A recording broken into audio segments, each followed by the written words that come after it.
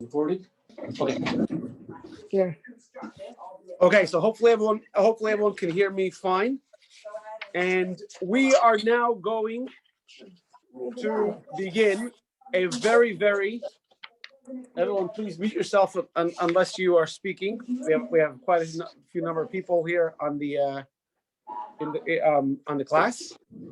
So let's see, view. Is your video panel? Is it showing? Blocking the video. Take my glasses. Okay, so here we go. So we are now going to begin the class. Oh, some people are joining now. Hold on. Okay. The middle. Middle. Thank you very much.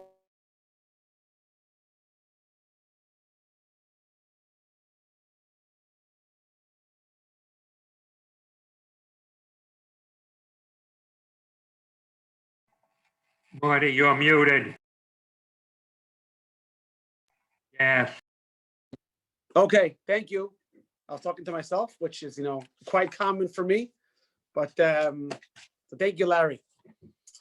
We'll start again, ladies and gentlemen. Thank you so much for coming to this incredible course. This course we gave like 4 or 5 years ago. It had tremendous feedback, and people really enjoyed it because it goes to something that is really on a lot of people's minds about the meaning of life and the soul and what makes up who we are.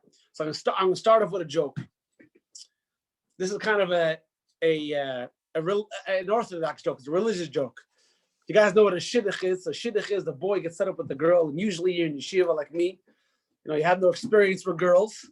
So you go out, you're very nervous. So a boy goes to his father. He says, "Give me advice." He's also a little bit shy. He says, his father tells him, "Listen here. If you have any trouble, you could always speak about 3 things: family, food, or philosophy." So it goes, and the conversation is not going. So he thinks to himself, "Let me try something." He asks her, "Do you like matzo balls? Food?" She says, "No." So, shoot. What about thinking family? Do you have a brother? No. He's thinking, all right, philosophy. If you had a brother, would he like matzo balls? Right? So when it comes to these kind of topics, many times we get philosophical. Is it working? Hold on, let me make sure I am. Here we go. We get philosophical about what the meaning of life is and what death is. As with everything, Judaism has an opinion, not just an opinion, but a wide array of opinions and books and subjects dedicated to this topic. So we're going to discuss it. It's going to be a tremendous journey. And, over the past year with the coronavirus, normally many people don't think about death, but our own mortality has been on our minds. And we all know that a human being, no one walks through life without experiencing some kind of pain, some kind of loss, illness, and this reality that we've been faced with the past year brings up a lot of questions, like what happens when we die? Is death the end? Is death painful? Are we connected to our loved ones after we pass on? Can we communicate with our loved ones, or can our loved ones communicate with us? And also for those of us left behind, how do we heal after devastating loss? How do we comfort those who are going through a loss? Is there heaven and hell? Do we come back? We believe in the resurrection of the dead. What's our ultimate destiny? These are just some of the questions we're going to be talking about over the next 6 weeks. So I hope you enjoy it. And with all of our classes, it's dependent on input. So I can keep talking, but I need you guys to give me feedback, like Larry did, and when my mic is off or when something's not working. And if you have any questions, please feel free to unmute yourself or Elizabeth is here. Take a mask and share your question. Oh, someone's. Oh, there's a lot of people waiting to be let in. Oh, see, that's what happens when you don't come on time to class, guys. Hold on. Well, there you go. Sorry about that. Okay, so I don't have. I don't have the screen, the phone in front of me. Okay, so let's go to page number 2. You know, we talk, but the subject is going to be a lot of it about death, but really it isn't. You know, the old one, this guy goes on a date with a girl, and he sets it up with his friend. If it's a really bad date, he's going to get a phone call, and the date is going terrible. So all of a sudden the phone rings, he goes to the bathroom, he comes back with a very serious face, and he says, I have to go. My grandfather died. She says, thank God your grandfather died, because if not, my grandfather would have to die, right? So you know, we're talking a lot about death, but it's really, really not so much about death. Let's talk about what attracted you. Page 2, exercise 1.1. We'll talk about your perspective. We'll talk about, you know, what the world's perspective is. You can sit by the desk. What the world's perspective is about death, and then we'll talk about. Sorry, when I move away from my desk, I'm letting someone into the class, and we'll talk about what the Judaic philosophy is, because our intention over here, as with every class at Chabad, is not just to know what happens, but to utilize it in our, you know, in our daily life. Okay, so let's start with the subject. What attracted you to this course? What specific topics are you most interested in clarifying? Anyone want to jump in over here? Elizabeth? No, Elizabeth is quiet. You're not on camera. I'm the one on camera. No one's gonna know. I won't give away your last name. Anyone want to jump in? What drew me to the course was that you scheduled it. Rabbi, can you hear me? Yeah, go ahead. Rabbi, this is Sheila Schechter. Hey, I Sheila. hope you remember me. Do you remember me? Of course, Sheila, I remember you. How can I forget you? Okay. I don't know if you know, but my husband passed away 2 weeks ago. I did not know that. I'm sorry. Birthday Nemes. And he was at the funeral for us. And my heart is broken. I don't know what to do with myself. Okay, so hopefully, what we're covering now is going to help. Not so much in today's class. I think class number 4 is going to deal with healing and mourning, but it's important to get a perspective about life and death, and that's going to be the first step in healing. Mm-hmm. So dealing with loss. Some of us are going through it. Anyone else?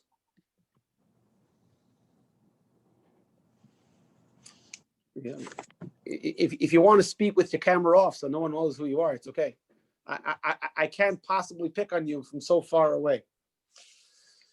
Hi, this is Larry. I'm a physician in New York, and I deal with patients that are dying. So it's important for me to know how to deal with it with my patients. Okay, so that's very good. So we're all here for information. So let me give just a general breakdown of what the course is going to discuss. The 6 weeks are, so today we're going to talk about life and death. Lesson 2, we're going to talk about what happens when the soul departs the body, the transition of the soul.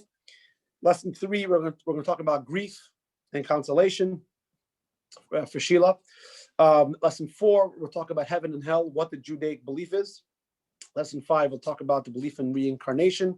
Number 6, we'll talk about the destiny and the resurrection of the dead. So we're going to have here the philosophical and the theological, the what happens to the soul. We'll have the practical, how do we deal with loss and how do we help those and our friends and family that are dealing with loss. And we're going to have the emotional issues. How do we face our own fears of mortality and that anxiety, and also the raw wounds of loss of a loved one. Okay. Any questions before we begin? Anyone want to add anything? Yes, go ahead. Yeah, I just wanted to share part of the reason that I was interested in this course is I had a very traumatic experience 25 years ago. Could I flip the camera? No, Okay. No. Okay. 25 years ago, I had a very traumatic experience where I lost my brother in a plane crash. And I got to see the bodies in the plane crash after the aftermath. Yeah. And I was very traumatized by what I saw. So I had to create my own ideas of what happens after death and accept it as part of life in order to move on. Right. So Right. Yeah. So I'm curious to see what the Jewish religion, Right. how it all fits in. Right. Okay. So hopefully I can do a good job in answering all the questions. Now, it's a very sensitive subject. It's a very sensitive topic, and we'll try to answer everyone's questions. It is a 6-week class. Each class is about an hour and a half. So I'm open for discussions afterward. I will also say that the MyJLI app, MyJLI website has tremendous amount of additional material, videos and articles and audio, as well as in our website, jewishpines.com. We're going to send out a post email as well with links to everything. So, if you ever want to learn more, there's always opportunity to do that. Okay, so let's begin with usually, how do we feel? See, I'm right at the beginning of the class. I'm already behind. Hold on. Let me meet these people. I'm already behind in my. I'm here, Rabbi. Just camera off. Okay. All right. Okay. So here we did we said the philosophical, the emotional, and I gotta keep this with me. I'm trying to do technology at the same time. All right. So let's go. The question on page 2. When you hear the word death, not everyone reacts in the same way. What feelings does the subject of death and mortality invoke in you when you hear that feeling? Anyone want to share? Not working for me. Oh, not working, Mike. Fear. Okay, yes. So Debbie says fear. Many people will say that. Many people are afraid. That's many people say that. Fear or anxiety. Or maybe talking about some people sadness, right? That goes with it. The question is, what is the Jewish view? What's the Jewish view on death? Sorry, I'm trying to get that away. What's the Jewish view on death? Final. That's right. So does Judaism teach us that we should fear death? Does Judaism teach that we should embrace it? Or should we ignore it? Now, no one goes through life unscarred. It's impossible. Everyone goes through life. In Yiddish, we say everyone has their little peck. Everyone has their burden they have to bear, whether it's setbacks, illness, financial troubles, broken relationships, betrayal, financial uncertainty, frustration, emotional pain, whatever it is. Everyone goes through something. But somehow, when we're going through these trials and hard times, we kind of know in the back of our mind that whether the times are good or bad, it's going to come to an end, right? All good times come to an end. Same thing with all bad times. The things come to an end. The reason why we're so afraid of death is because we know that it's final. There is no turning back after this. I will say, I'll suggest a book, a very, very good book, and those who have been to my classes have heard me suggest it before. It's a small book. It's called Simple Words by Rabbi Adin, Adin, Steinsaltz, Asteinsaltz, Simple Words. It's a very, very good book, and it talks about words, common words that we throw around, and how Judaism discusses it. So in it, he has a chapter dedicated to death, and he says, why are people so afraid? Is because, well, it's so final, absolute, irrevocable. And that's why it's scary. In fact, psychologists, they have a term for the way we function in our life because we're afraid of death. And this is called the terror management theory. Here, I'll turn the screen so you can actually see the terror management theory. The terror management theory says that people are so afraid of how their life is going to be, so that makes them function about death. Sorry, that makes them function. Some people are also afraid of, they're going to have this FOMO, fear of missing out. It's interesting though that only the human being has this problem. Only the human being has this concept of self-awareness. Animals don't have it. Machines don't have it. Animals, machines, they exist. They're sort of programmed, right? So the computer maybe can compute a lot more problems, but all you're doing is feeding it data and getting it back. The computer never thinks to itself, as opposed to all the movies that talk about these rogue robots, rebelling. The computer never thinks to itself, why am I here? Or what will happen if? It's only a human being that has this self-awareness. And because of the self-awareness, we have this fear. This fear has a name. It's on student page number 3, and it's called thanatophobia, which is fear of death. And as you see, there's a text that I'm not sure if any psychologists over here, but I'm sure whoever is will be familiar. Pam, are you on in this class? So text number 1 on page 3 in a book, A Universal Fear, says mortality has hunted us from the beginning of time. 4,000 years ago, the Babylonian hero Gilgamesh, isn't he from the Smurfs, Gilgamesh? No, reflected on their death of his friend Enkidu, must have been Sephardi, with the words, "Those has become dark and cannot hear me. When I die, shall I not be like Enkidu? Sorrow enters my heart. I am afraid of death." So it continues. As Irwin Yalom, it continues. Gilgamesh speaks for all of us. As he feared death, so do we. Each and every man, woman, and child. For some of us, the fear of death manifests only indirectly, either as a generalized unrest or masqueraded as another psychological symptom. Other individuals experience an explicit and conscious stream of anxiety about death. And for some of us, the fear of death erupts into terror that negates all happiness and fulfillment.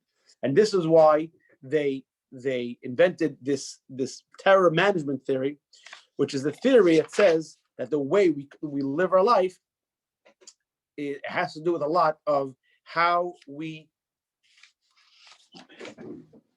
We'll keep going from this one screen to the next.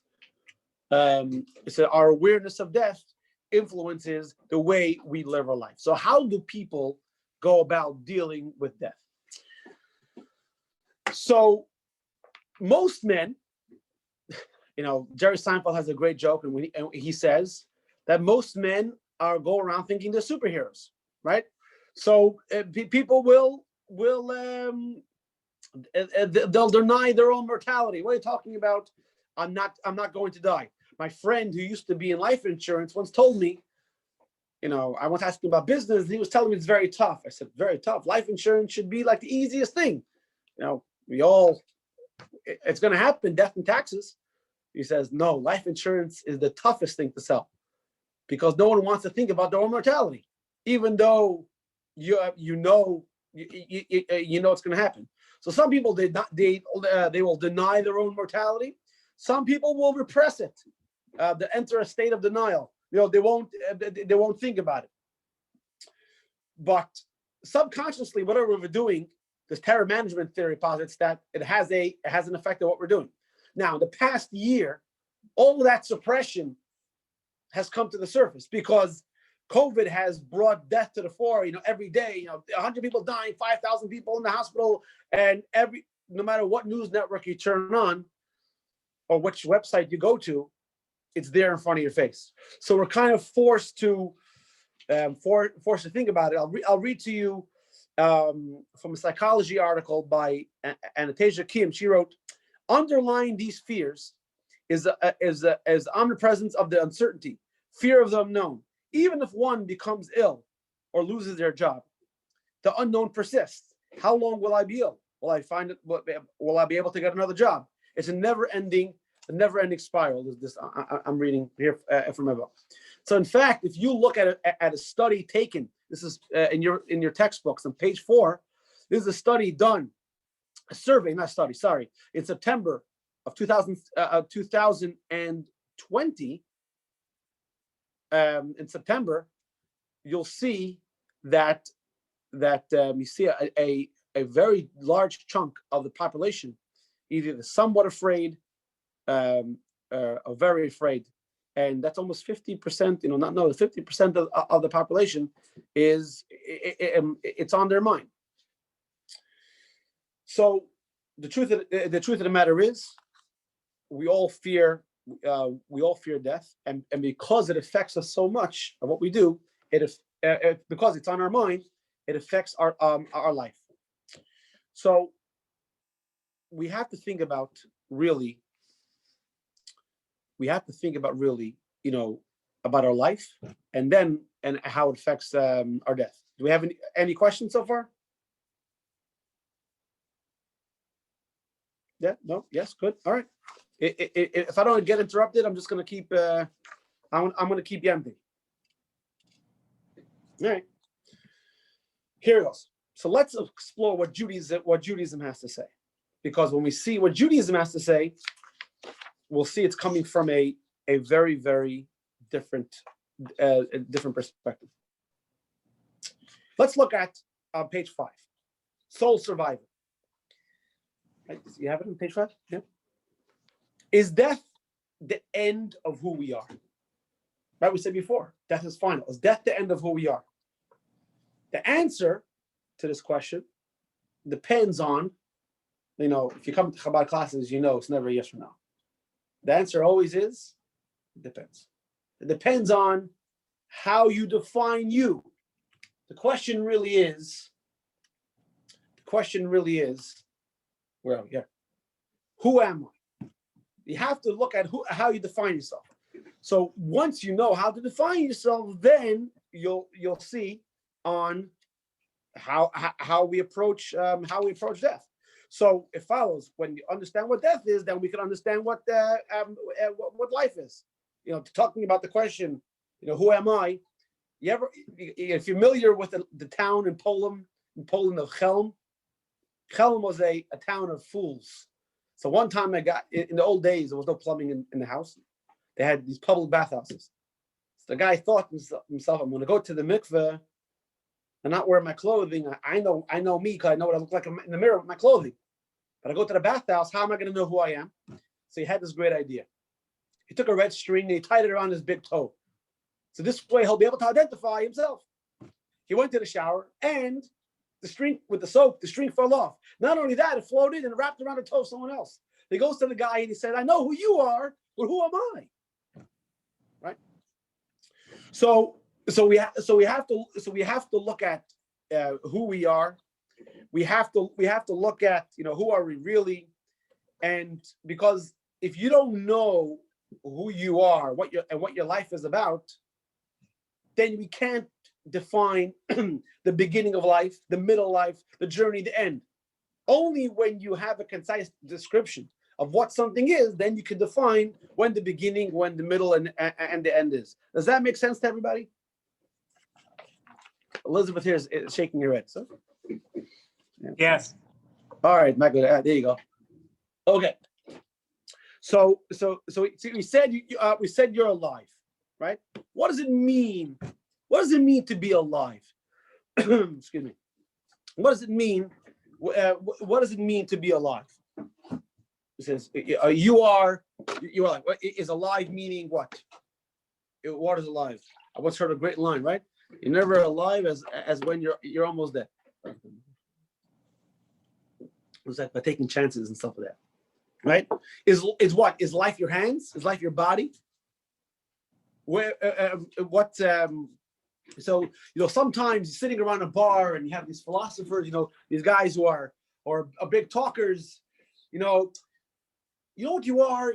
You are your cells and your surge of chemicals and electrical impulses. I still remember this. When I was in 7th grade, we had a science whiz as a teacher, and he said, if you think about it, I mean, this is a while ago in 7th grade, the human body is worth about $3. What are you? Your dirt, your water? I mean, you're $3. Right? I mean, if you take the soul factor out of it, what are you? Right? So around a bar, a bunch of philosophers and a drunk will say, yeah, you're just a bunch of cells and electrical impulses. Maybe around the Shabbos table, you'll say, you are what you eat. That's what you are. But when we're faced with challenges, when we're faced with suffering and death, and we realize that today we're here and tomorrow we're not, we realize that how vast the universe is and how small we are. We're just like a speck of dust.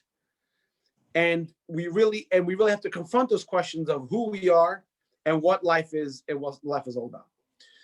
So you can't look toward something physical or something you might see on a poster. We have to look towards the mystics. We have to look towards the people who really spoke about the body, and the soul. There's a great story that Reb Zusha of Anipol, he was once pacing, and he's going back and forth. And he was distraught. He was asking, "Where's Zusha?"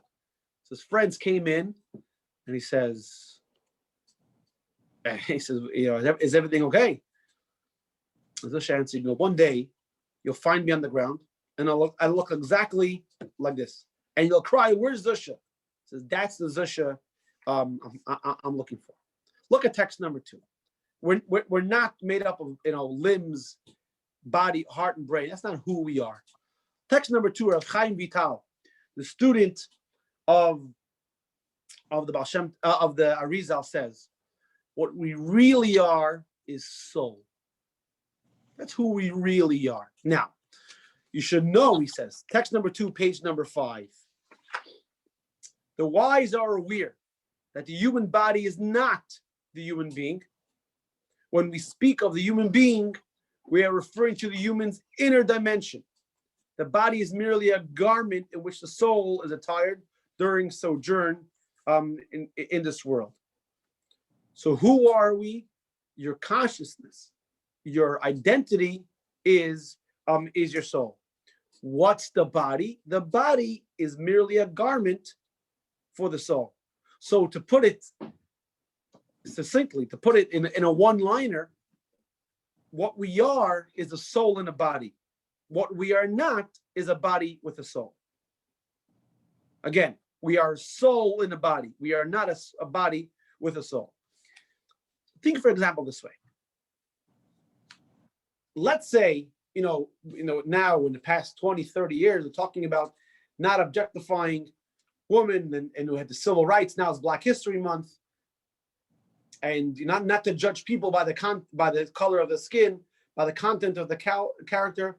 Why is it that people get so offended when we make a judgment about them based on the way they look? They say, what? Because I look this way, so you're going to judge me? You don't know the real me. So without even really saying the word soul, we all know that the true content of our character is not something that could be seen from the outside. And we know that the body is just like I said, a garment or a spacesuit that we're using to go to a different realm. Just like when a astronaut goes into outer space and he has to wear a special suit in order to allow him to function in that atmosphere. So the soul, in order to function in this atmosphere, needs to wear this body, which is a spacesuit. So take, for example, a glove. The glove is totally lifeless without the hand without the hand inside of it. Any questions about this? Because we have a very powerful video we're going to go to next. Any questions? No. Okay. Well, I have some people who are left. Hold on. Okay. So I'm now going to play a video. You can see the screen? I'm now going to play a video by Rabbi Shais Taub. He's a phenomenal lecturer, and he wrote books on the Tanya, Jewish mysticism, and Jewish philosophy. Here we go.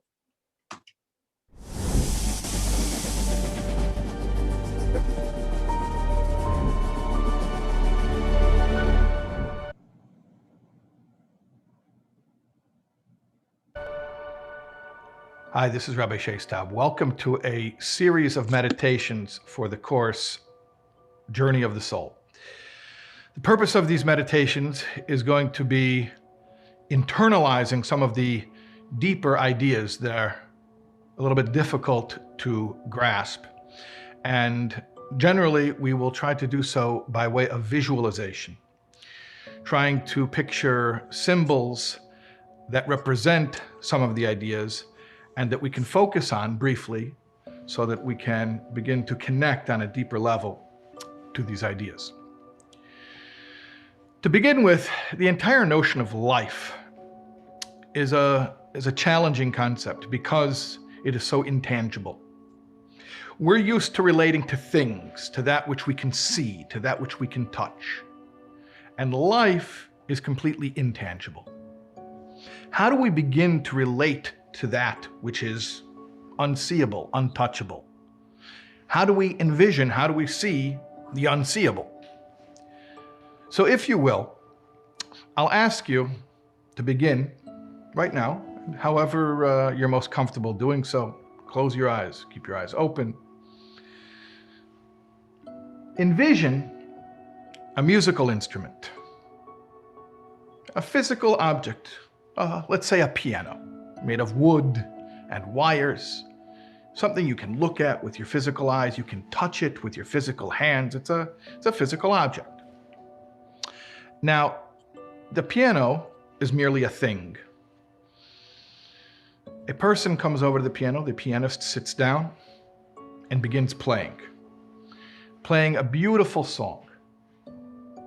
Now, this song stirs your soul. Try to hear it. Hear the music. Where is the song? Can you see it? Can you touch it? You can see and touch the piano. You can't see or touch the song. And now the song is over and the piano is standing there. If you'll open up the piano, will you find the song? Think now how everything in the world is matter and energy. The matter is the physical object that we see, the piano. The energy is the intangible, the song. We'll take a half a minute now to try to think of ourselves in these terms. Think of your body as the instrument, the physical object that can be seen, that can be touched.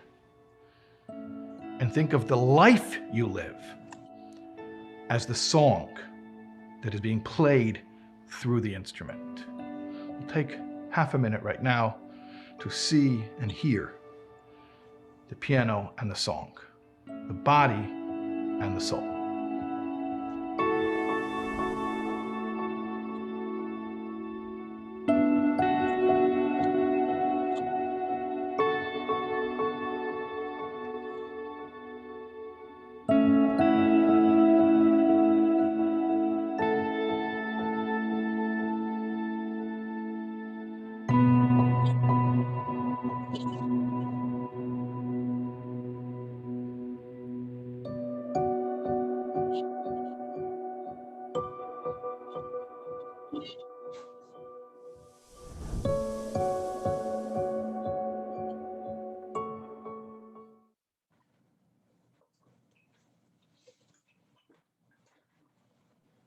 Okay. So based on that powerful video. So let's take the subject, like we said, a little deep. So based on the definition of life, does the soul need the body, or does the body need the soul?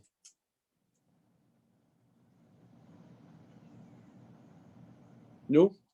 You guys can hear me? Yeah. The soul needs the body. They need each other. There you go. Yeah. You're skipping ahead. Hold on. Yeah.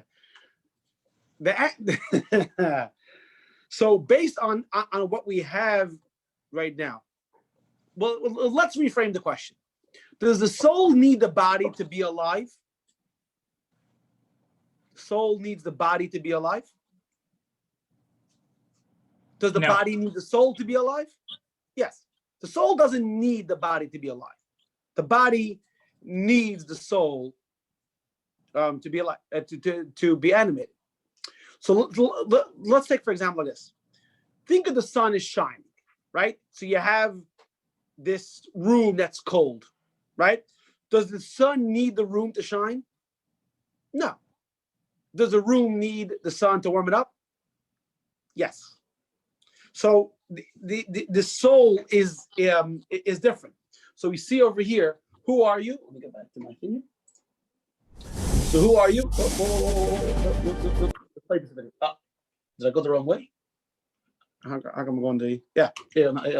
So who are you? Like you see in figure 1.2 on student page number 6. The real you is not your body. Because the fact of the matter is, the fact that your soul is alive, exists without the body, that means it's not your body. And we said, and you're not your knowledge, your intellect, your emotion, or your desires. Why is that? Because even before you learn something, or you know something, or you desire something, whatever it is, you're still you. A baby has an identity. Are you only you because you learned something? What happens when you forget? Have you lost some of your identity? Obviously not. So, listen, we're talking about something over here it's kind of lofty, and it's spiritual, and we're using words, we're using physical words to try to describe a spiritual thing. It's kind of like sometimes, when we talk about, the theory of relativity. Yeah, sure. Yeah, I understand the theory. Of course. Ask me the question. E equals mc squared. Yeah, whatever. Yeah, I can say the words, but I don't know what I'm talking about, right? Or how does electricity work? I don't know. I turn on the light and it works. I play with the wire, I get shocked. That's how it works. So, we tend to do that many times with complex subjects that we don't necessarily can wrap our mind around. Kind of the same thing of the soul. That's why the question for discussion over here is in text, page number 6. The question is, can you think of an analogy to depict the body-soul relationship? What do you think?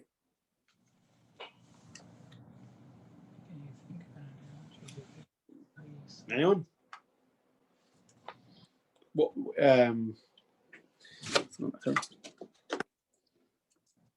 okay.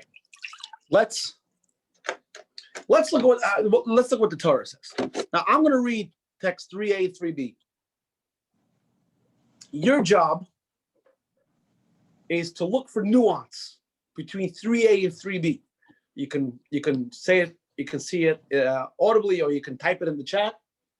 It's coming up right here on my screen. Text 3a. God made man from the soil of the earth and breathed into his nostrils a neshama, a soul, and the human being became a living being. Text 3b. This is from earlier on 6th day. God said, "Let the earth bring forth living creatures of different species, cattle, creeping things, and beasts of the earth, according to the species," and it was so. So, actually, I'm giving away the answer. I went too far. Anyone? Can you identify the distinction, the difference?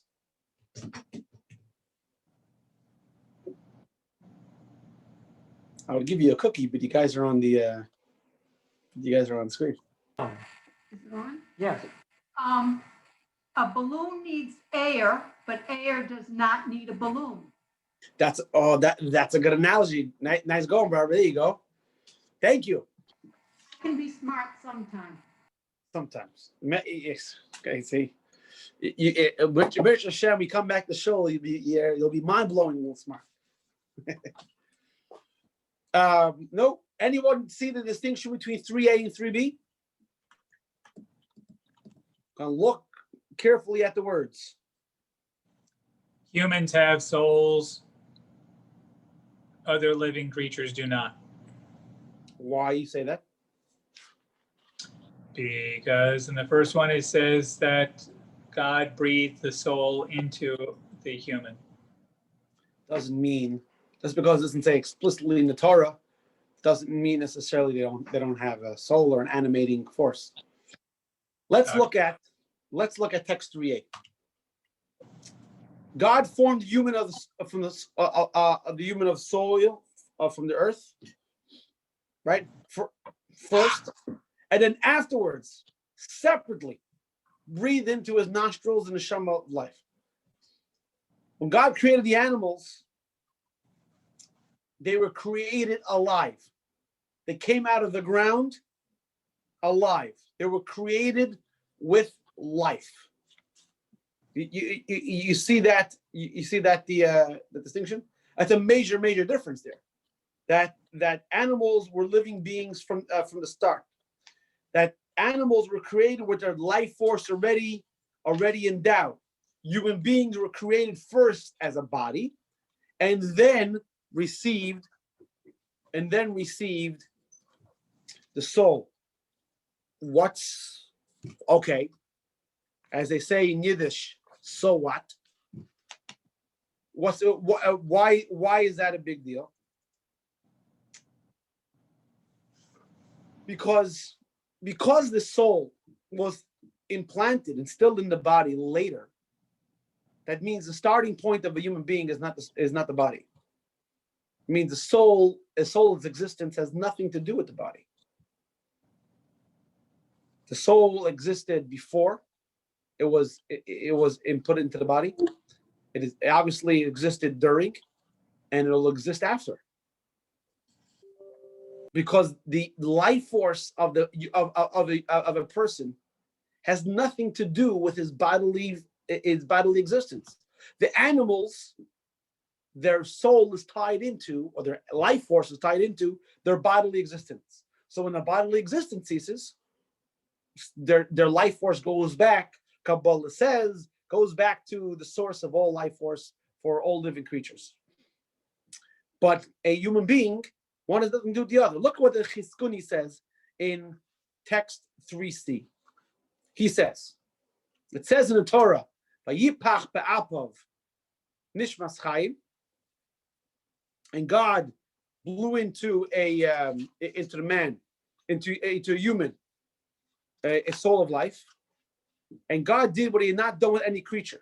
He blew into Adam with his Holy Spirit and neshama that is immortal and does not perish when the body does.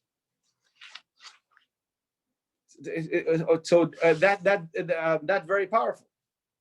That means the soul is always alive. The question is the body animated or not? If you think about it this way, the body is never alive. The question is the body energized? Is the body animated? So when the soul is in the body functions. When the soul is not in the body doesn't function. It's not even the question of alive, because only the soul is alive. So the real I is not the body. And the truth of the matter is, your identity has nothing to do with its its fusion with the body. It's external. So put it this way. It is the source of the body's biochemistry. I hope I'm using the right term. Something biology, trigonometry, calculus, whatever. I want to teach Shiva, right, guys? Cut me some slack. but it's not the product of the body's chemistry. Does that compute? Does that make sense? It causes the body to function. It doesn't function because of the body. So while it does inhabit the body, for a while, the soul precedes the body, and continues to discuss after. In fact, because like we said before, the soul is spiritual and the body is physical, the soul really feels like it doesn't belong there. Going back to the example of the spacesuit, it really feels as, because it's totally independent from the body. So the fate of the body and the soul are not intertwined. I don't want to get into it now, but when we talk about heaven and hell, we're going to talk about how we don't believe in eternal damnation for the acts of what a soul does while inhabiting a body, because one doesn't necessarily have one to do with the other. So just as the soul existed before it entered the body, it'll exist after. A body is temporal. The soul is eternal. A body may be injured, may decompose. The body can decay, can be affected by illness and aging. The soul is immortal, not subject to injury, illness, aging, death. The body, thank you, Gabriel. The body's finite. The soul is infinite. So going back to the beginning of the class, we're talking about what about depression? Debbie, I'm not sure I understand your question. Could you elaborate? Either type it up, or you can unmute yourself and ask the question. So not working mic. Okay, so you can type it up. So going back to before, the fear of death. Rabbi? What are we afraid of? We're afraid of, one second, we're afraid of the end. There is no end for the soul. What people are afraid of is the end of the body. So now we establish the soul is eternal and it's not subject to the temporary nature of the body. That means the you, or the true you is eternal. So now this helps us deal with any fear of death, because you can't see death as an end, only as a new stage. Ariel, Ellen, you have a question? Yeah. Is the soul, does the soul feel emotions? Does the soul give the body personality? Well, the personality of the body is because of the soul. So let's take, for example, halachically. So in halacha, in the Mishnah, we find the school of Hillel and the school of Shammai. The school of Hillel was usually lenient. The school of Shammai was usually stringent. So Kabbalah explains that because the souls of the people who were in the school of Shammai were rooted in the attribute of chesed, of loving kindness, so they saw the world through the mirror, through the lens of leniency. Shammai, their souls were rooted in the element of stringency, discipline. So they saw that way. So it's not like the emotions of the body are separate from the emotions of the soul. The body, you are the emotions of your soul. Let me open up the chat here 1 second, because we have some questions on the chat. So here we have a question. The problem is to understand, how can we know our soul? This is exactly what this class is all about. Knowing the eternity and the holiness of your soul will help you function on a day-to-day. That's really what it's about. So let's go back. Let's go into the book. page number 8. Who are you? So to recap, the real me, the real you is your soul, not your body. The real you, my computer's not listening to me. The real you is the soul is eternal, and because the soul is eternal, so are you eternal. And the real eternal you is unaffected by birth or decay. So now with these 2 points in mind, we can understand why death is not the end, but it's the beginning of another phase in life. Okay. There's a very interesting midrash. And actually, instead of me saying and reading it, someone wrote a very, very beautiful song. We're going to talk about the soul's attitude towards descending into the world. Here we go. I'm going to play a video for you. I literally have to press play.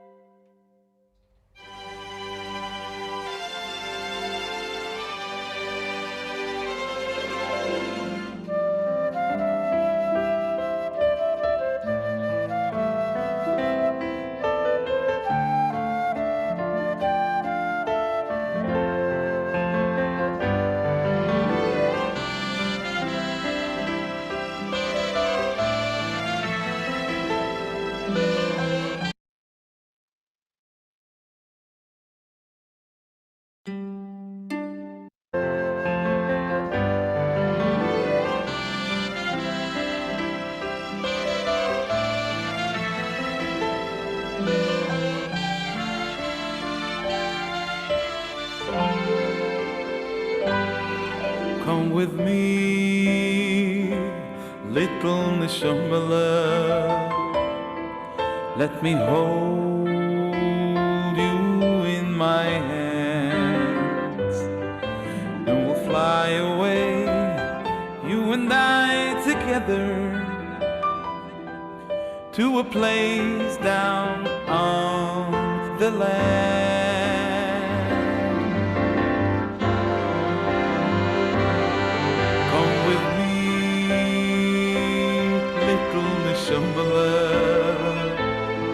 Don't shy away, do as you're told.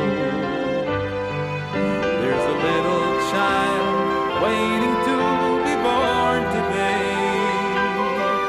You're to be his spark, his soul.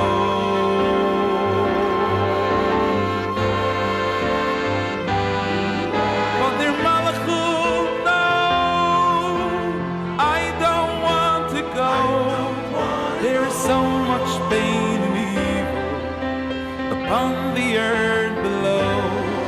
Let me stay up in heaven where it's safe and I'll be pure.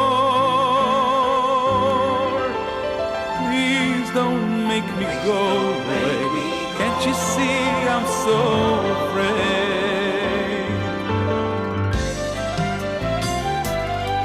Come with me,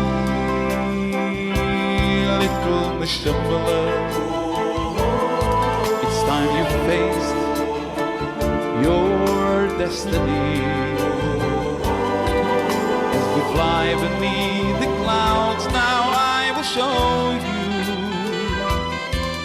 there is so much you can be.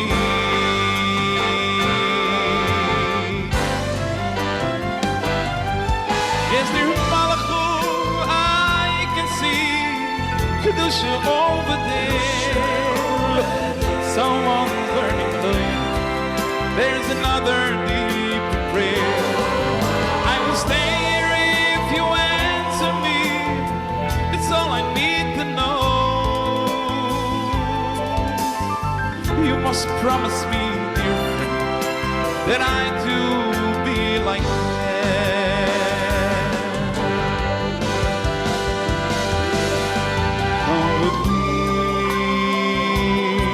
Little Neshama, oh, it's a us through. As I tap you on the lip, you will forget me. You're on your own, it's up to you.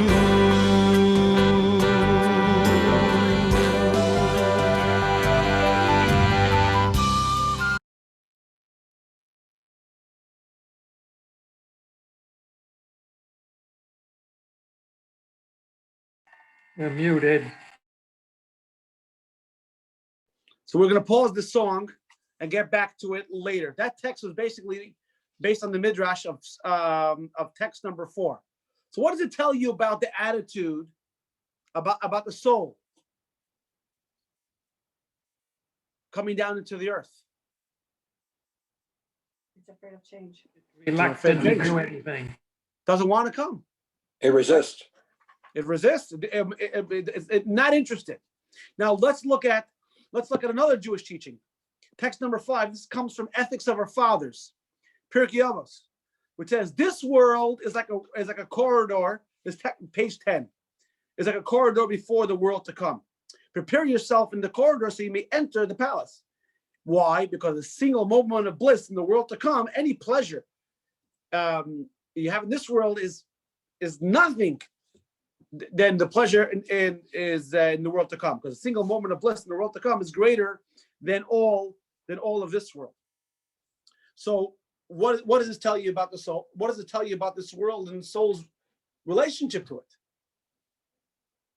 Not only that it doesn't want to come, is there any benefit in coming?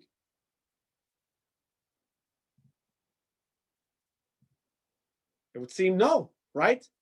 It's forced to come down here. And then what do we say? Don't really care about what's going on here. All you got to do is prepare for what's coming next. So the soul's here temporarily. It's just here to get somewhere else, somewhere better. The main event is in the hereafter, in the world to come. So yes, the soul is eternal, but how are we focusing on life right now? We can conclude that the life here is really secondary. Soul doesn't even want it. Can't wait to get out of here. It's only a stepping stone to bigger and better. So we definitely have no reason to fear death because the soul doesn't even want to be here. The true you doesn't even want to be here.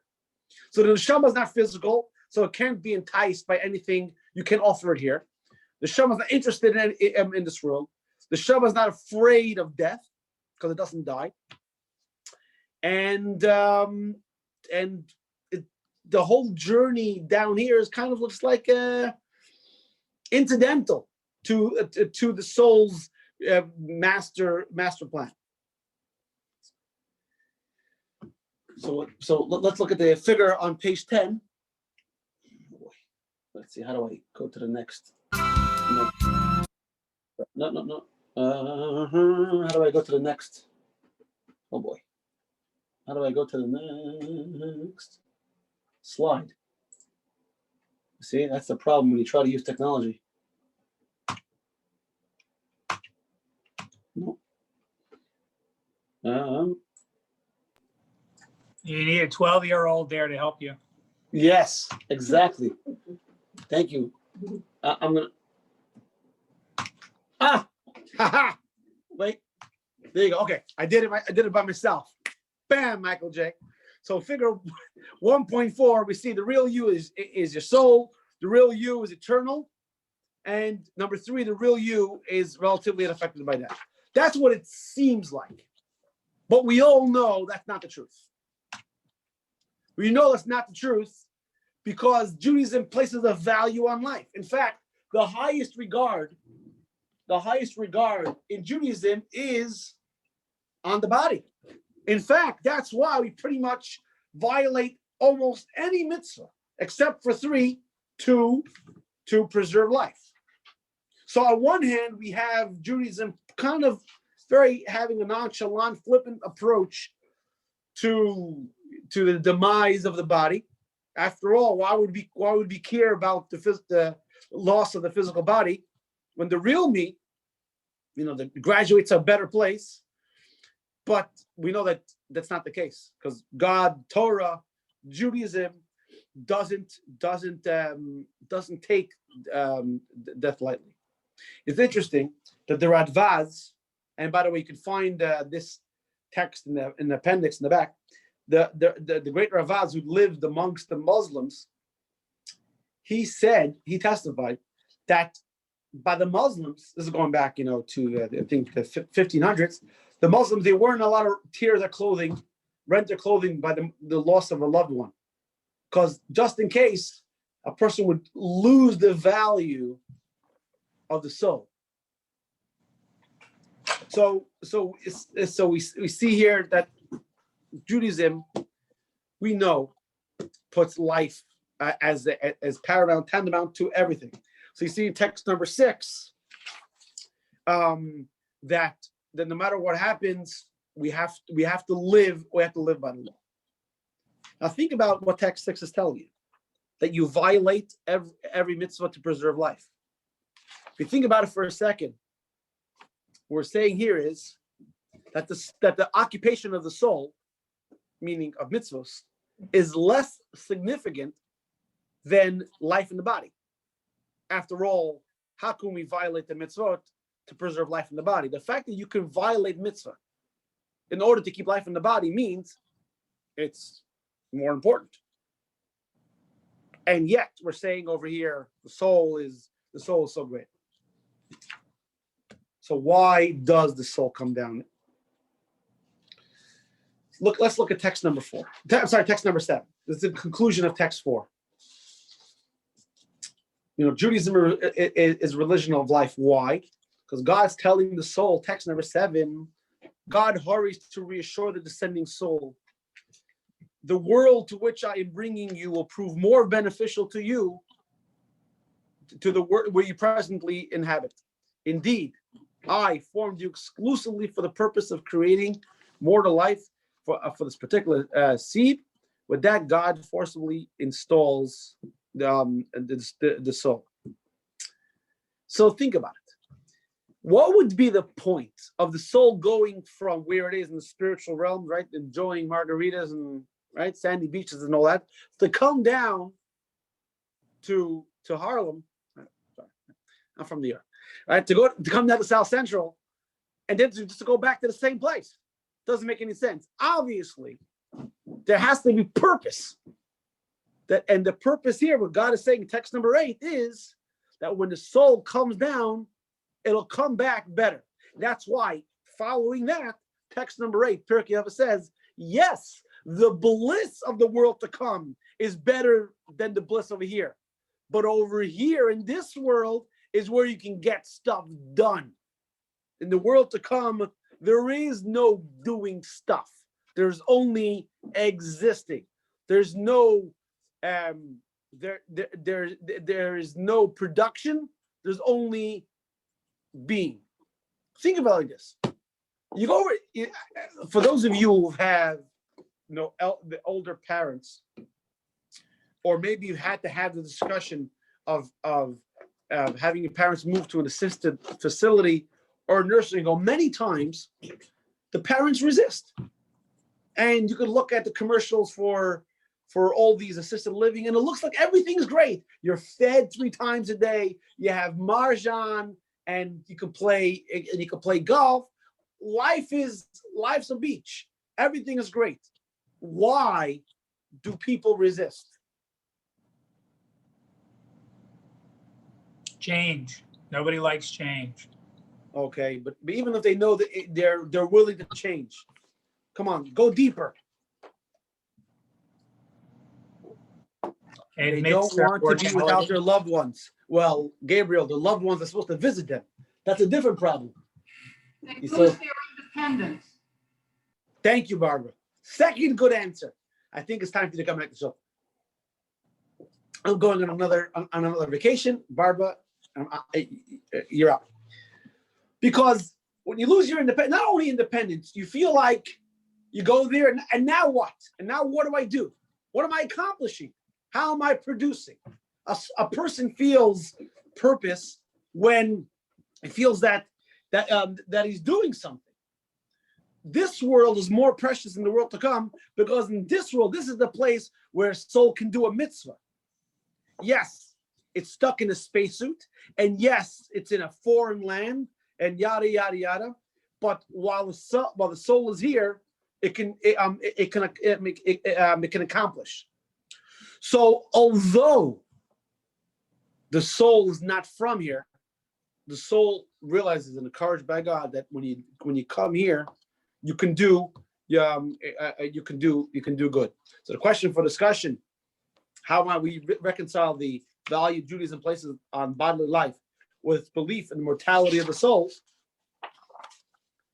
It actually fits perfectly, because the soul is immortal, but what can the soul really accomplish?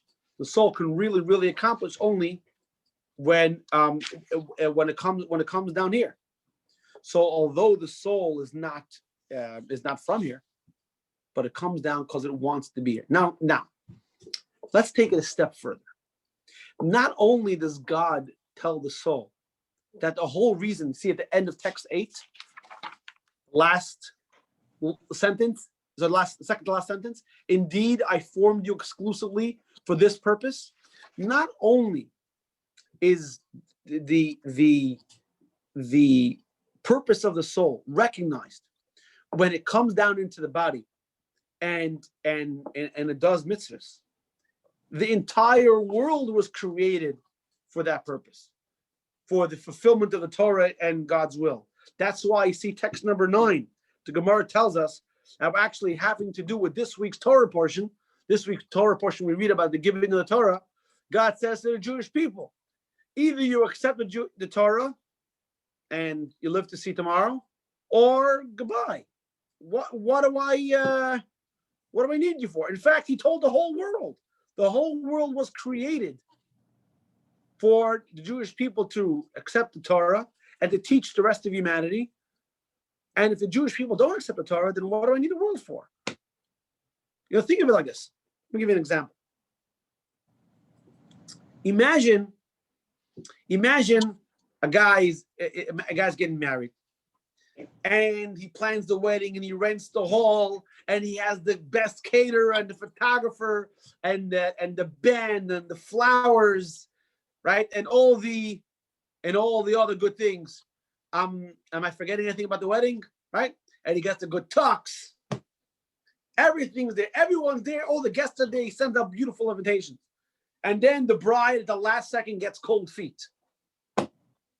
So all of those things, the hall, the music, the flowers, now they're just obstacles. They're in the way.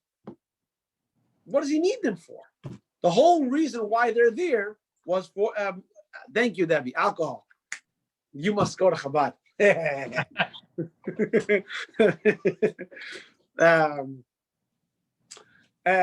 So the whole reason why they're there is only for the wedding ceremony. If there's no wedding ceremony, then why they're there? I remember my brother had a baby and he wanted to use a mohel from New York, and the mohel flew down, and he invited a bunch of people from his community. And if those of you who are here from our Penny's community, you might remember the story. And he had like 200 people there, and the food and everything else. The mohel came and said, "Baby's too yellow, no bris."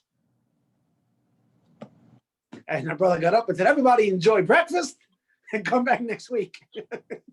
And that's what happened. I mean, otherwise, if there's no wedding, then what's the point of everyone?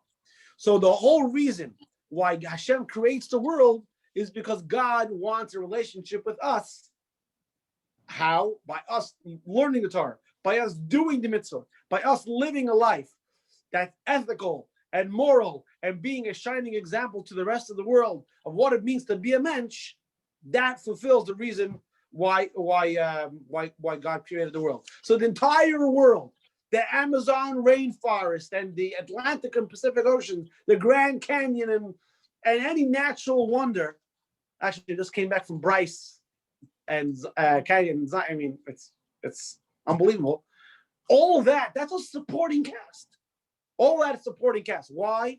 For the neshama, for your soul to come down into the body in order to do the mitzvah. So we are here to accomplish. And that's why life in a body supersedes any mitzvah. Because as long as a life is in the body, he has the ability to do a mitzvah. So therefore, we preserve life at whatever cost. Is there any questions? Yes, Yeah, go ahead. I have a question. So are we talking about reincarnation? We keep coming No, not back? yet.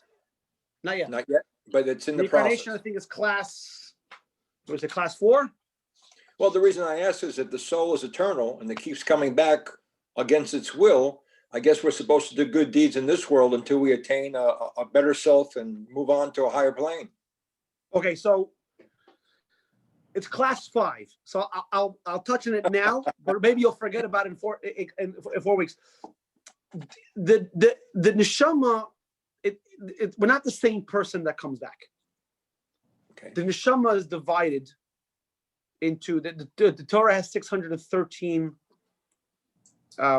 elements that have to be accomplished by every soul. So the parts that do its job don't come back. The parts that have yet to do its job come back. But the neshama up there feels the coziness and the holiness of where it is. Why should it want to leave there? Right? It's like, let me give you a 2021 example. Kids are graduating from college and move back in with the parents. Why? Why would I go pay rent when my mother's doing my laundry? My parents are paying for my food and electric, and I don't get paid rent, and they're paying the mortgage. Why would I move out? The truth of the matter is, you'll only grow to be a productive human being. You'll only feel better about yourself when you take risks. So the neshama doesn't want to take the risk; it wants to stay. But the fact of the matter is, down here is the only place where the neshama can accomplish. The physical life, in a lot of ways, mirrors the spiritual life. It's only when we take risk, when we step out of our comfort zone, can we really make great accomplishments. Does that make sense? Yes, it makes sense. But question for you, if we keep coming back and we have no memory of it, then I guess we just keep working on the better parts of ourselves? Class 5. Okay. If I give a whole class now, then come on. I'll leave you alone. Myself, class 5. All right. Debbie, why doesn't God just let our bodies die at the same time? What do you mean all our body? What do you mean all our bodies at the same time? So Debbie, clarify the question. And Esther, I see what you're saying. Okay. So because every person, Debbie, has a mission, and God gives an allotted time for what it's going to take to do that mission.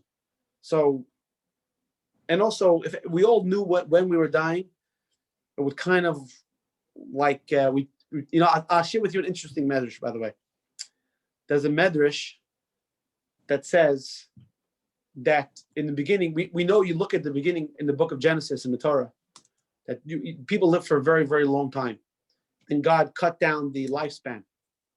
One of the reasons it says is because people sinned, and they thought to themselves, "Don't worry, I'm living 900 years, right? I'll sin for 800, in 100 years, then I'll figure it out." Doesn't work that way, So that's one reason. So the uncertainty of it, also drives us to be better. I'll share with you another interesting midrash, that before Jacob died, he wanted to share with his children when the Messiah would come, when the Exodus would be. But God did not allow him to share that information because he wanted Jewish people to work toward it and to pray for it.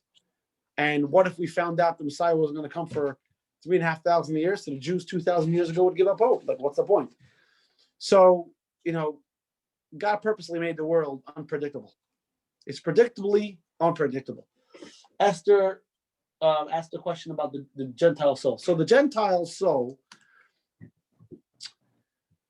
is unique in the way that, on one hand, it wasn't given the responsibility of the burden of the Torah, So for the Gentile soul to enter into the world to come, it has to live a moral and ethical life called the 7 Noahide laws, the Sheva Mitzvot Noach, but not because the person perceives it as the ethical right thing to do. He has to follow it because that's what God commanded. All right, guys, let's go. It's already 8:45, and we got a lot of information left, and we haven't. So we'll have a question answer period at 9 for all these questions that are off the top. Okay.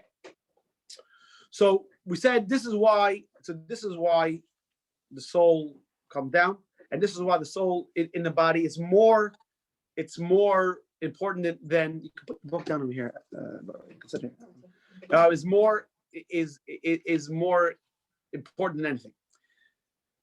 So the soul is convinced before it comes down, but once the soul comes down, it realizes the unique opportunity that it has. And what's interesting is that the exact opposite of what happened before the soul comes down happens now. Look at text number 10. What happens is that at the end of his life, the soul doesn't want to leave. When God comes, when the angel comes to collect the soul and bring it back, it says, no, I don't want it. That's why it says, against your will you live, and against your will you die. Well, if the soul didn't want to be here in the first place, then why would we say, then why would it want to come? So against your will, you're born, because up there, the soul, it's more pleasurable. But when the soul realizes what it can do and how important it is in this physical world, it doesn't want to leave. So the soul has all these conflicting and mixed feelings. It's interesting how the soul is reluctant to leave both realms. Doesn't want to leave the spiritual realm because it's more pleasurable, and doesn't want to leave the physical realm because it's more productive. And now let's go back to that song. And come with me, little Nishamala, and let me hold you in my hand. And we'll fly away, you and I together, to a place above the land.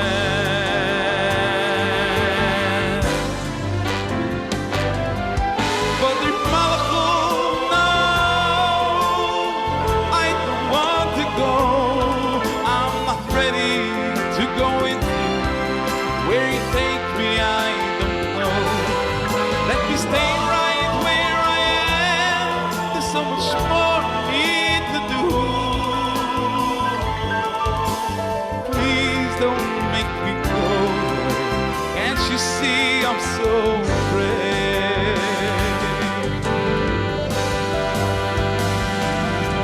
Come with me, little Neshama. I've only come to take you home, and there is no need to fear your destination. You've earned the place right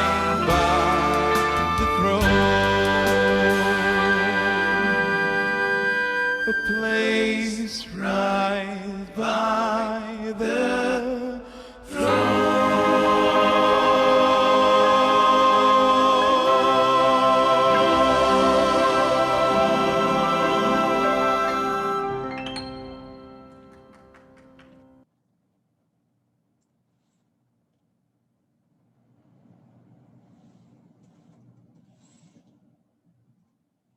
as we see in the song, let me see if I can get.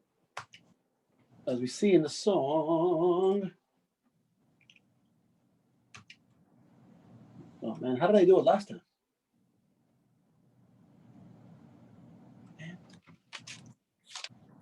There you go. Okay, so as you see in the song, the soul doesn't want to leave.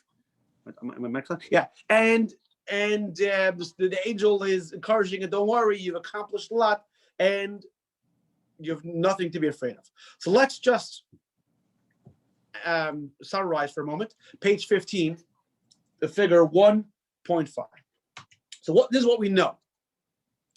No, against the fear of death. Death is not the end. Nevertheless, even though it's eternal, we value life. We value life more and more than anything. So God kind of takes delight in this dichotomy. You know, on one hand, soul's eternal and spiritual, but the soul can only find meaning when it comes down into this material habitat, and it can accomplish. So some people are afraid, you know, about death, that, oh, what's going to happen? You know, what's all my stuff? Well, maybe a good solution would be to start putting value on things that don't expire, like good deeds, like learning.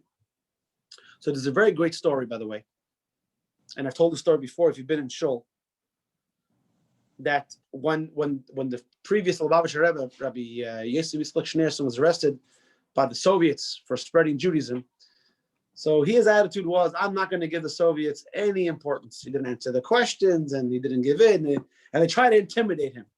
And look at text number 11. They pulled a gun on him, and they said, listen here, you don't talk. You know, this toy, they called the gun, this toy makes people talk. He says, as incredible powers, it causes principles to melt away. It opens mouth. Under its spell, even mutes have become talkative. So the Rebbe said, you're quite mistaken.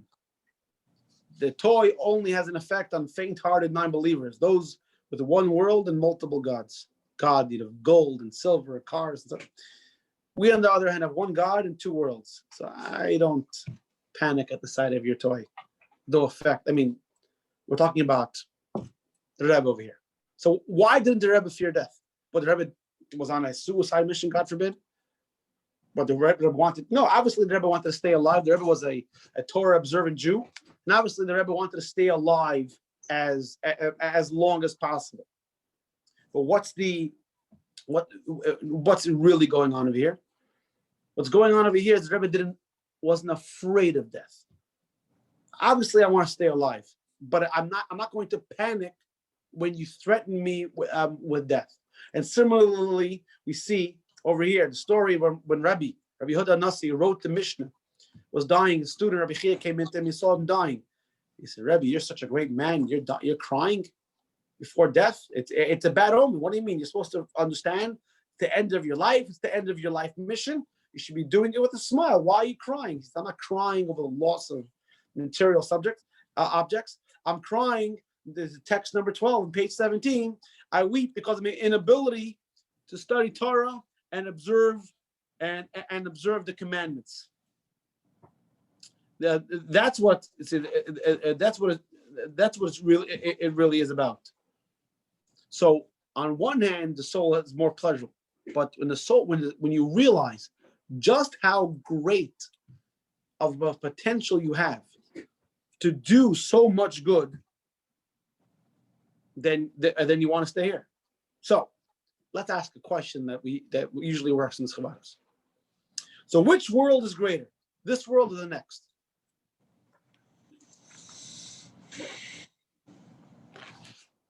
The answer is yes. It depends. Come on, where's Ira? It depends. It depends on what? The taloi, exactly, Larry. It depends on are you looking on pleasure or you're looking on importance? If your focus is pleasure, then the Brooklyn Bridge is waiting for you, right? If you're looking at importance, then this is where you got to be. Any questions before we go on? Yes, no, maybe so.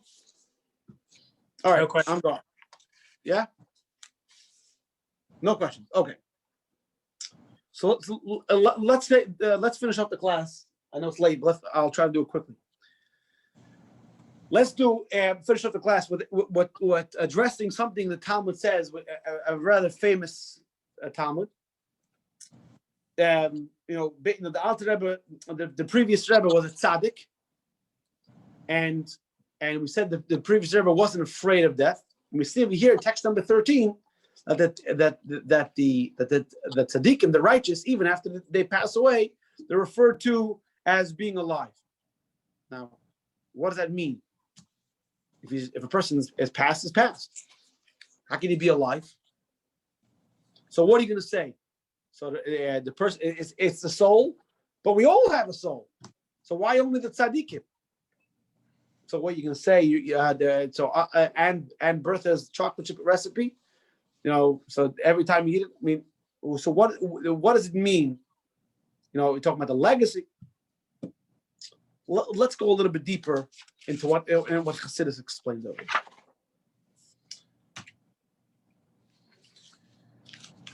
What is your focus, your days? So to put it in the words of Chassidus, you can have a life that's full of death and a life that's full of life. If your day is filled with purposeful and productive actions, then meaning good deeds, mitzvahs, things that have a positive impact on you and the people around you in the community, then your life is a full of life. But if a person's life is filled with pursuits of things that are going to decay and rot, and one day it's important and one day it's not, then yes, they're alive, but really, what kind of life are they? So the question is, what kind of identity do you have? Is it a spiritual identity, or is it a physical identity? It's interesting that the wicked, it says, even when they're alive, they're called dead. Why? Because their whole pursuit is about things that are, it's physical luxuries and pleasures and honor and fame, and all these things come and go. Now, I heard on the radio this famous actress passed away. This woman, black actress, passed away, right? Exactly. There you go. Right? She was 96. Very famous. What a legacy. Never heard of her. She's so important. Thank you. The radio told me she was very important. Thank you, Debbie. Cicely Tyson. You ever heard of her, Elizabeth? Me neither. Right? So I'm not saying I'm sure she was a very good person. But if a person's entire life is all about pursuit of fame and honor or money, whatever it is, when a person dies, yeah, that's something to be afraid of, because when a person dies, that comes to a crashing halt. But if the person's life, on the other hand, is identified with his soul, which is eternal, and his focus is transcendence and spirituality and selflessness and mission and a relationship with God and good relationship with people, that doesn't die. Because a non-materialistic person just moves from one dimension to another, because his entire life was never material to begin with. Everything this person lived for however many years was spiritual, and that continues. All the person's values, aspirations, priorities, all that continues on. If anything, in a greater measure, because he's not encumbered by a body. So now we can understand why is it that a tzaddik is called living even after they die. Whoa. Go back. Sorry. A tzaddik is called living even after they die. Text number 14. Because the life of a tzaddik is not corporeal, but spiritual. And a tzaddik lives by his faith, it says. Any questions on this?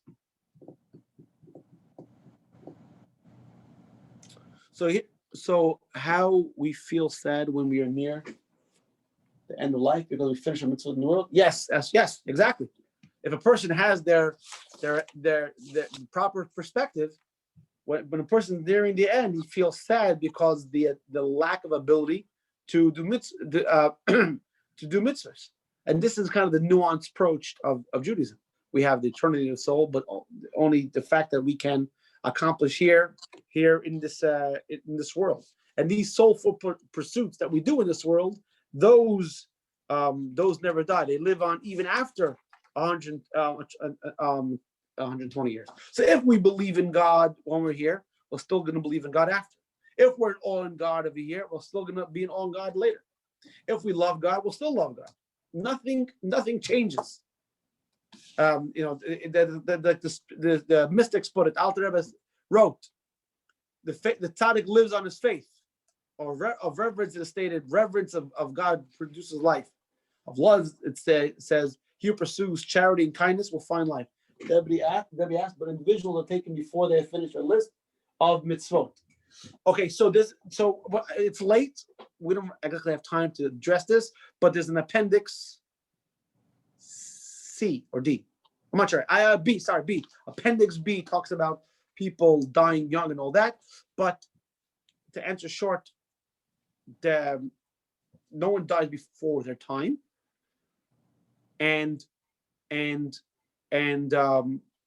going back to what Leon said, a person has something to do while the soul comes back. But again, it's already 9:01 and 1 minute on overtime. Let's look at the story of the journey, and actually the band 8, they put this into a song.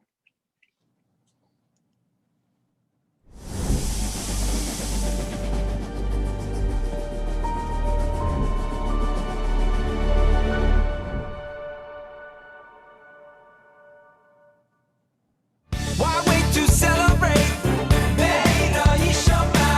Bright lights in city streets. Eighth Day is a popular Hasidic rock band. Why wait to celebrate? One of their hits was inspired by a powerful episode in the life of the second leader of the Hasidic movement, Rabbi Dovber of Mezerich. A student goes to visit a sage, and the sage has nothing in his house. And he says, "Where's your couches? Where's your chandelier?" And he says back to the student, "Where's all your stuff? You just have a suitcase." And the student responds, "But I'm just passing through." And that's when the sage says, "Aha, I'm just like you. I'm also just passing through." To his student's assertion, Rabbi Dovber responded with a transformative insight. That's when he said, "I'm just like you. I'm just passing through, just like you. My heart wants to feel something that's real, and my mind hopes to find treasures of another kind. And if you had my eyes, you'd see a palace for you and me." This world is temporary, where people spend most of their life collecting stuff. And the sage tells them, "I'm actually just like you. I also collect stuff. It's just not that type of stuff, not leather couches and chandeliers. I collect treasures of another kind." He stays focused on that higher goal. Rabbi Dovber taught his students that this world's glitter is a distraction that expires when the journey of corporeality chugs to an abrupt end. Better to invest in treasures of a kind that will benefit the soul in its eternal destination. I'm just like you. I'm just passing through, just like you. My heart wants to feel something that's real, and my mind hopes to find treasures of another kind. And if you had my eyes, you'd see a palace for you and me.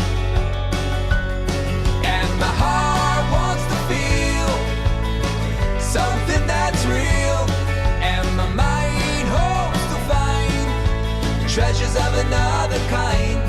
And if you had my eyes, you'd see a palace for you and me. A palace for you and me.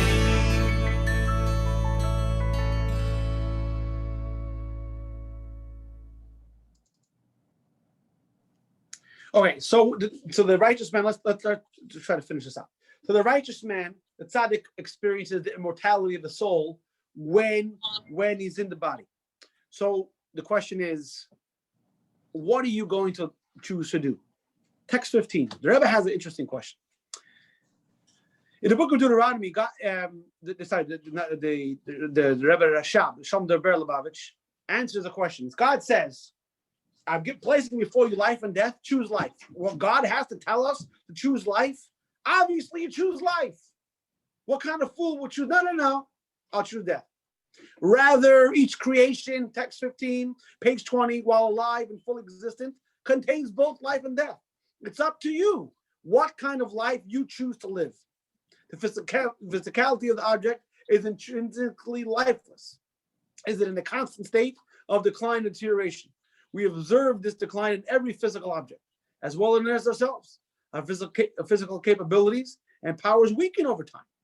By contrast, the soul, the spiritual and divine within each being is alive and eternal, and not subject to destruction or deterioration, God forbid.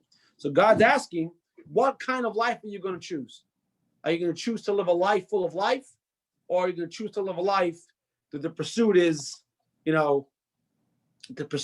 just regular stuff? Now, if you go back to that example of the text number 5, which was the prepare yourself in this world, because this world is the antechamber before you get into the palace. So the Rebbe is encouraging us. What we got to do is we have to make the antechamber as if the world to come. Prepare yourself. Live your life now, like the previous Rebbe was not afraid. Why? Because he lived his life now as if it was already the world to come. He was putting emphasis on the spiritual here and not waiting until later. So to finish off, so if death scares you, what we naturally perceive it as the end. So what should we do?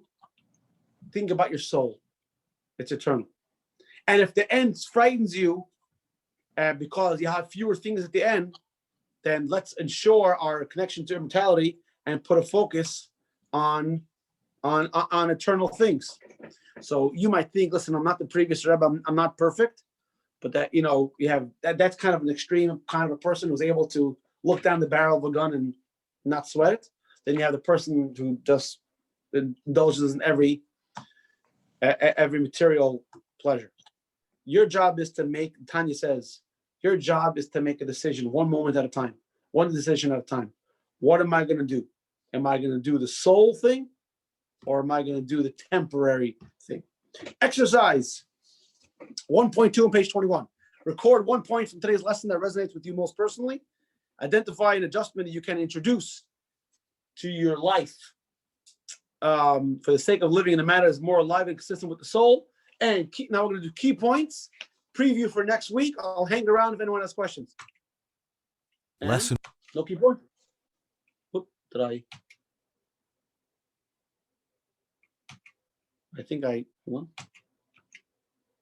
Lesson 1. Demystifying Death. 1.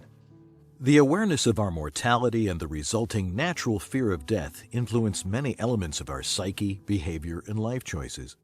Our perspective on death influences multiple areas of our lives. 2. The neshama, human soul, the true essence of the human being, is eternal. It precedes the body and continues to exist after the body is gone. While still in heaven, it does not desire to descend into a body, and when the time of death arrives, it resumes its native spiritual state. 3. The fact that the briefest spiritual experience of the next world is more pleasurable than all of this world does not diminish the reality that even a brief stay in this world is more important than all of the next. Therefore, Jewish law gives precedence to preserving life over nearly every mitzvah. 4.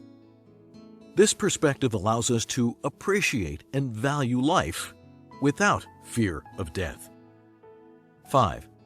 While our corporeal needs and endeavors die with the body, our soul-focused aspirations and actions live on eternally. Thus, when we live and identify with eternal values, our current life continues even after the body's demise.